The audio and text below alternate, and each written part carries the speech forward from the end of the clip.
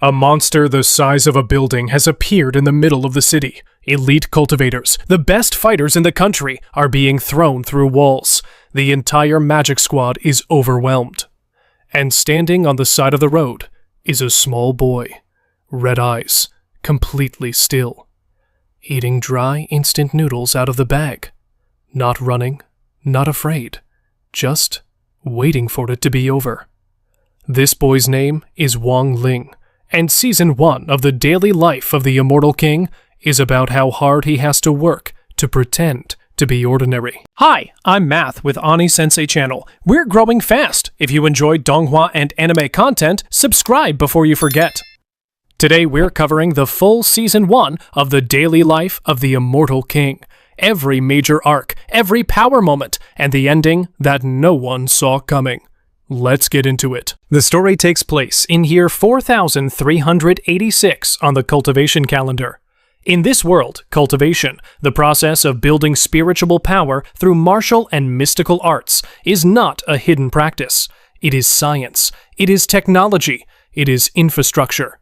Airplanes are shaped like flying swords. Schools teach magic the way ours teach math. The country is called Huashu, the birthplace of scientific cultivation. And in this world, your spiritual power score determines everything. Your school rank, your career, your status. Which is exactly why Wang Ling's situation is so dangerous. Because Wang Ling's real spiritual power doesn't have a number. The machine literally cannot measure it. Wang Ling has been breaking cultivation records since he was 1 year old. By the time he was 6, he casually defeated Tun Tianha, a demon king so powerful that an entire elite squad couldn't scratch it. He didn't celebrate. He didn't tell anyone. He let a passing soldier named Zhou Yi take the credit.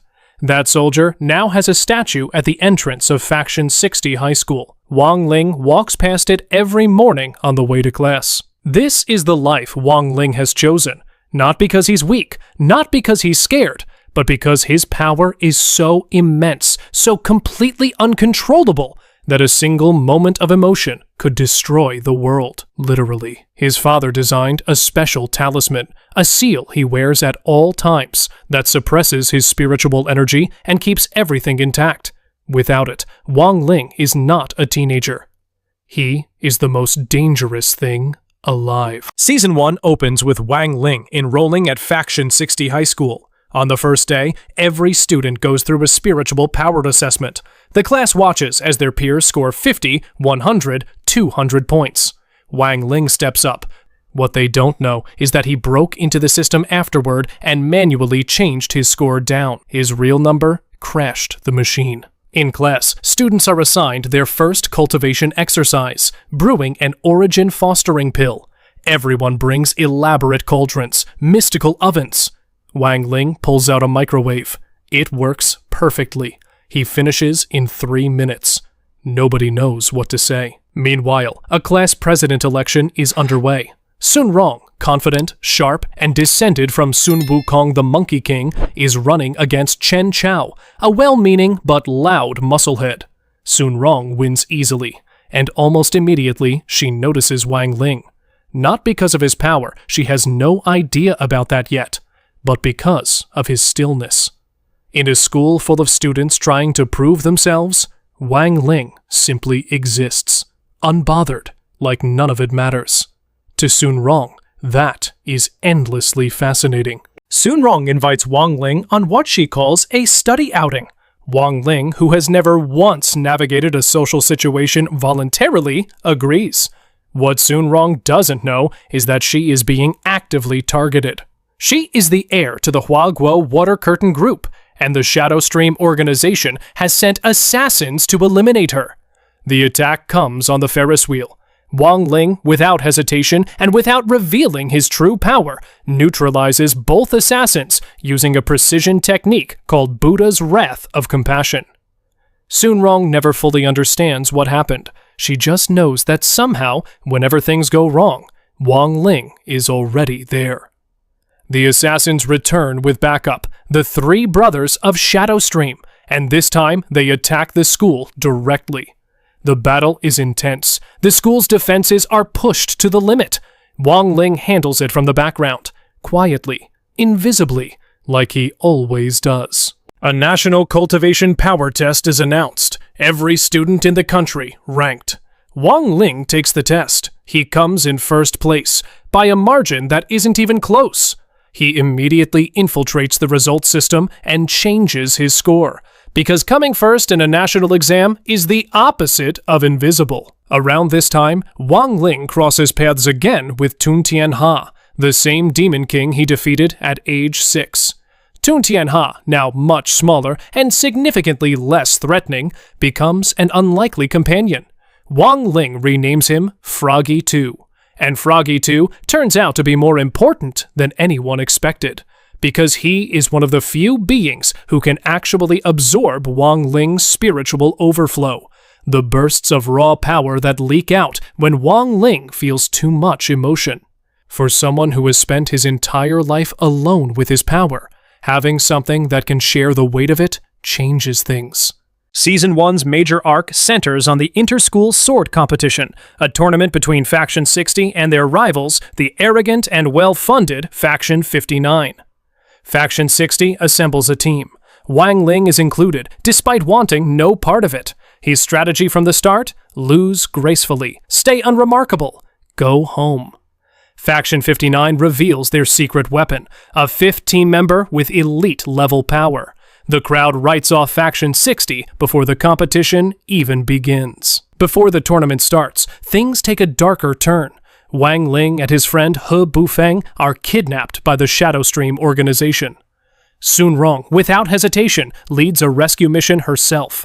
She doesn't have Wang Ling's power. She has strategy, will, and the absolute refusal to abandon a teammate. They are rescued. The competition resumes. The tournament itself is spectacular. Faction 60, the underdogs, begin to turn the tide. Chen Chao's raw strength, Sun Rong's tactical brilliance, and Wang Ling, who has been deliberately underperforming, is slowly running out of ways to lose on purpose.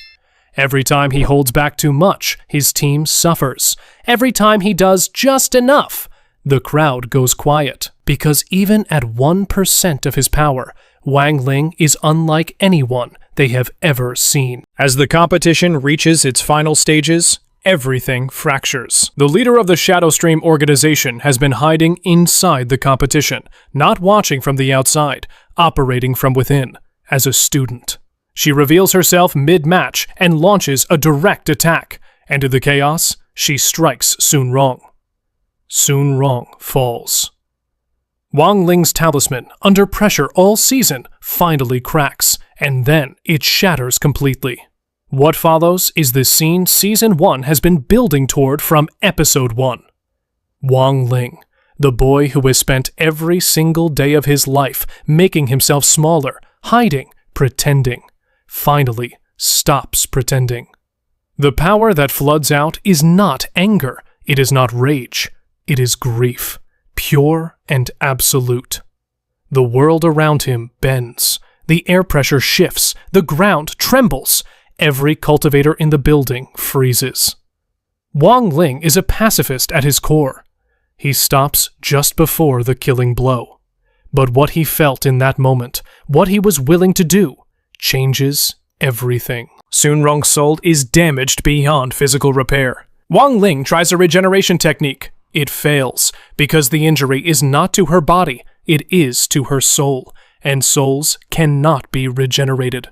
Froggy 2 explains what is possible, time manipulation, reversing what happened, but it would require an enormous amount of power, and it goes against the fundamental laws of nature. Wang Ling considers this for exactly 1 moment, and decides that any penalty the universe could impose is worth less than losing Sun Rong.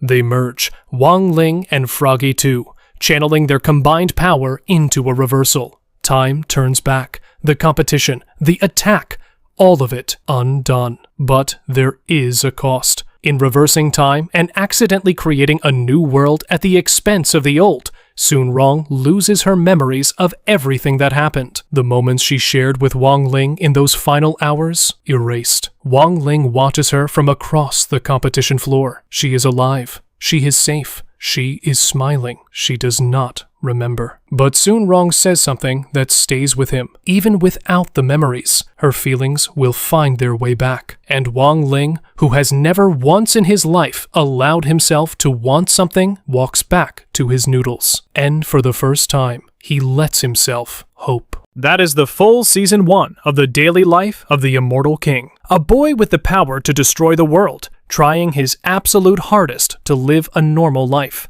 Season 2 raises the stakes completely. New threats, new factions, and Wang Ling's fragile normal life under more pressure than ever. If this video hits 100 likes, we cover Season 2 in full. Thanks for watching, subscribe if you're new, and I'll see you for Season 2.